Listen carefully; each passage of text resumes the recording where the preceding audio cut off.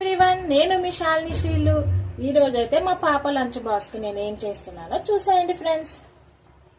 మా పాప lunch box కోసం ఆలు రైస్ అయితే చేస్తున్నాను. ముందుగా మనం ఆయిల్ వేసుకొని ఉల్లిపాయ ఆలుని ఇలా సన్నగా కట్ చేసుకొని వేసుకోవాలి.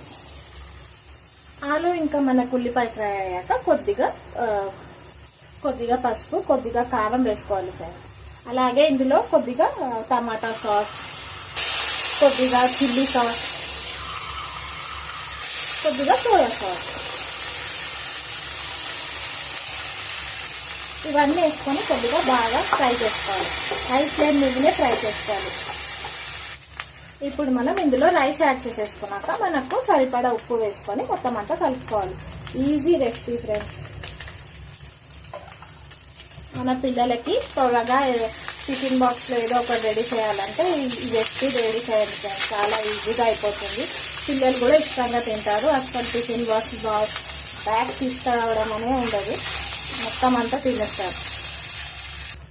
మా పాపకైతే ఇలాంటి రైస్ అంటే చాలా ఇష్టం. ఇంకా మంచిగా టిఫిన్ బాక్స్ మొత్తం ఖాళీ చేసి తీసుకొస్తుంది. మనకు కూడా చాలా ఈజీ వర్క్ అయిపోతుంది.